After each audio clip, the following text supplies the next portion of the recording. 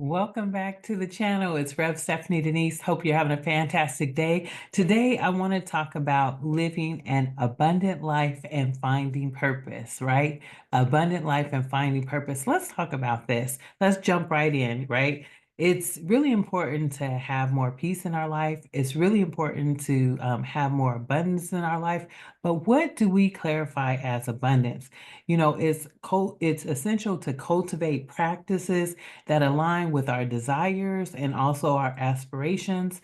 And we have to sometimes draw from inspiration, right? And that inspiration are the things that actually give us joy, right? The things that actually give us fulfillment in our life. So many times we are not living our life to the fullest, right? We are not walking in abundance, right? In fulfillment and joy on a daily basis. How can we get to that place? I had to do a shift even myself, right? My prayers go out to those who are dealing with the fires in Los Angeles. I'm in Northern California, which is 5 hours away from Southern California, but yet and still my heart goes out.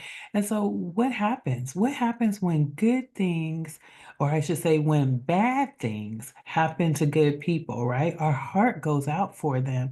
And so I had to shift because I was really getting bogged down in that. And the reality is, we want to live a more abundant life and we want to find purpose, right? And so that means that we have to look at practical ways that we can transform our life. Some things may happen, right? But also it's our perspective. How do we look at the things that happen in life? Are we up? Are we grateful? Do we understand that we're still blessed? Do we count our blessings, or do we get bogged down in the not so good side of it, right? So we want to look at ways to make our life better. Let's start with practicing gratitude, right? That's number one. Practice gratitude daily, every single day. There are so many things to be grateful for and thankful for. So imagine if you started every day with being grateful. Right? Imagine if you went to bed every night and before you went to bed, you actually listed at least three things that you were grateful for on that day, right? That is a practice of being able to focus on what you have, right? Being focused on what you have and being grateful for what you have, right? And then that moves lack out of the way. We don't want to focus on lack because then we end up with more lack, right? So we want to make sure that we have that energy and that enthusiasm and that gratefulness for the things that we've been blessed with, right? I'm grateful for my health. I'm grateful for my family. I'm grateful for a heart to love, right? We have to be grateful. When we're grateful, that opens up the floodgates for even more things to be grateful for. Number two, let's start setting some clear intentions and some clear goals, right? Are you being really mindful about your intentions and your goals, right? We want to have a vision of a life that brings us joy, right? And you have to be clear on what is the life that brings you joy, right? Is it being around your family? Is it cooking and sharing meals with friends and family? Is it a garden that brings you so much joy? Today we were at Trader Joe's, and normally I actually plant mint in my garden. And today there were small plants at Trader Joe's, and I picked up a mint plant because I remember how much joy my mint plants actually give me, right? And so, it's almost time to get it started. It's a little bit early, but this one will stay in the house, right? And so, and I love to put that mint into my green tea with just a little bit of lemon and just a little bit of honey. Ooh, it's so good on a daily, right? So find the things that where you get joy, but also set clear intentions and set clear goals on what it is that you would like to do, right? What do you want to achieve? What do you want to be taking constant action towards, right? Do you want to improve and be better at your job? Do you want to read more books? Right? What do you want to do? Think about it. The sky is the limit, right? So, number three, cultivate a power positive mindset. What do I mean by that? Do you know how hard it is to be positive on a daily basis, right? Again, so much stuff is going on around us, right? And if we're watching that TV and we're clicking through those channels, there's lots of images, lots of messages that are less than positive, but we have to be on purpose, right? And cultivate that positive mindset. We have to be able to practice those positive affirmations. We have to pray. We have to surround ourselves with other positive, like minded people, right?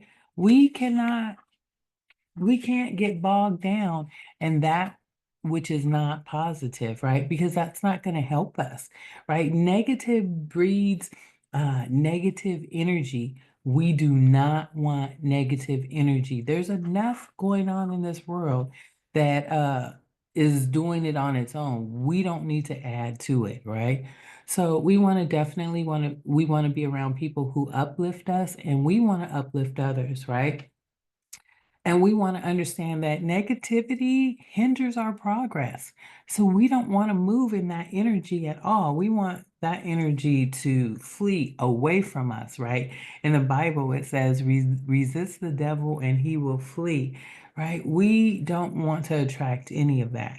No lack, only abundance, only light, only positivity, only blessings. Number four, we want to embrace an abundance mentality. Now, when I say abundance mentality, I don't mean that we're saying, hey, I need to go and get a mansion. I should be living in a mansion. I shouldn't be living in a 1,100 square foot house. I shouldn't be living in an apartment. No, I don't mean abundance like that. That's not what I mean. I mean, we don't need to have a scarcity mindset. Our God shall supply all of our needs. We need to understand that whatever we're in need of, God will supply it, right? I used to say, work like it counts on you, pray like it depends on God, right? We always want to be in a prayerful mindset, but we also want to be in abundance mindset, right? Just believing that there is enough for everyone. There is enough for everyone. Unfortunately, there are people in this world who don't believe that, and people who will go through great trials and tribulations, right, to make sure that they're on top and others are on bottom. But honestly, in this world, there is more than enough for each and every one of us. So having an abundant mindset is super, super beneficial in this season, right? When we operate from a place of abundance, we open up ourselves for new opportunities, for new blessings, for new collaborations, right? For new experiences that enrich our lives in unexpected ways. And so we want to make sure that we are embracing the abundance mentality and mindset.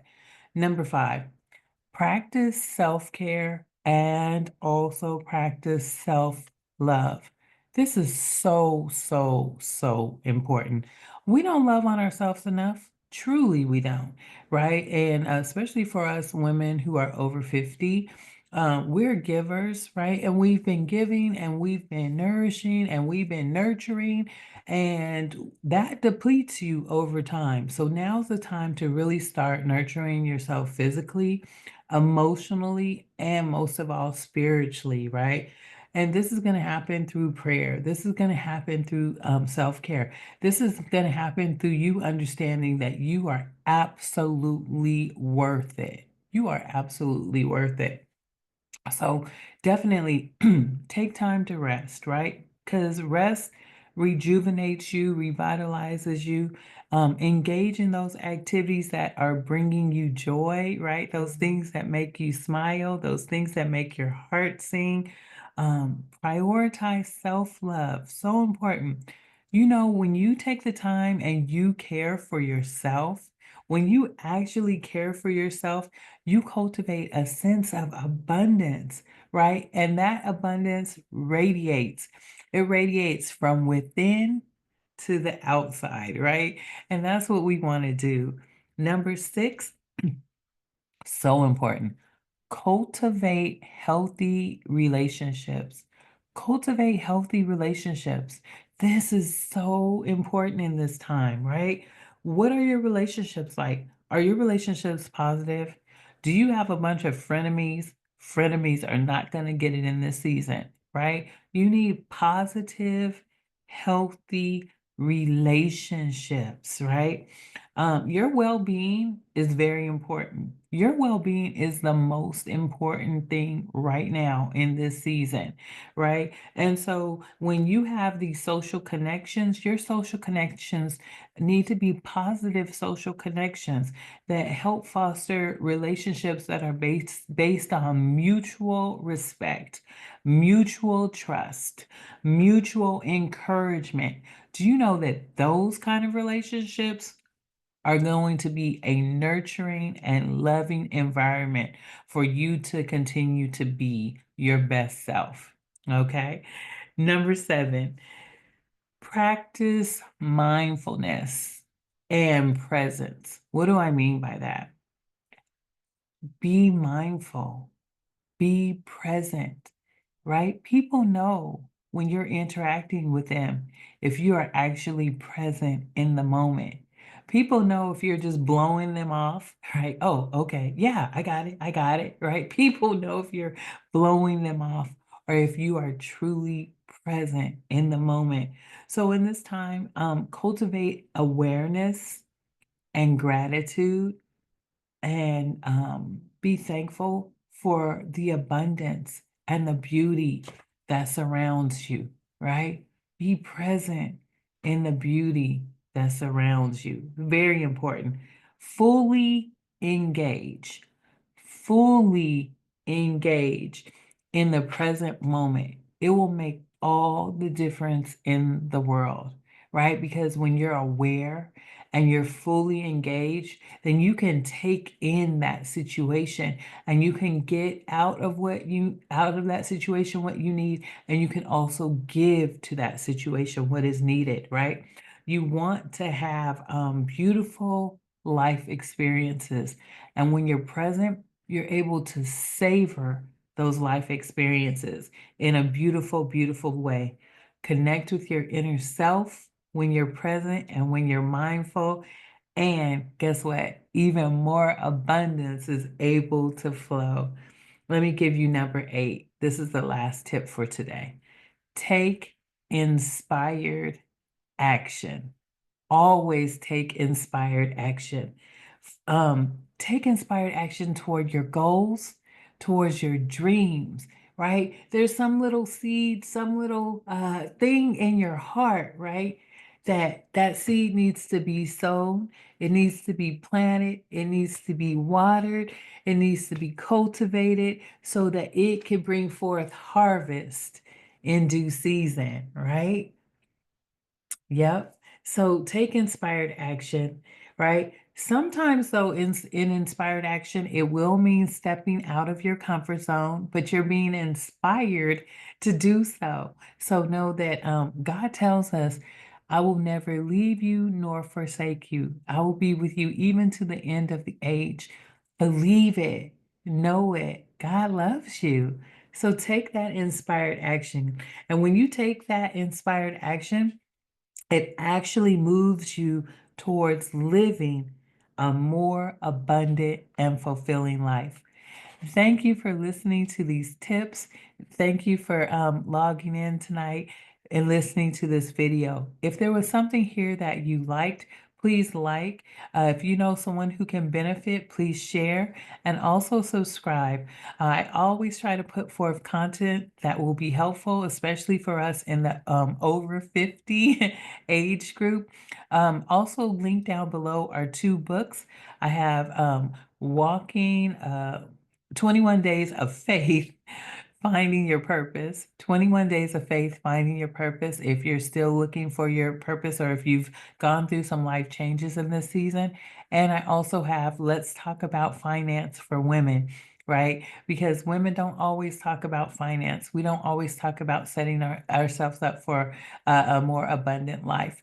So thank you again. Be blessed, and I'll talk with you soon.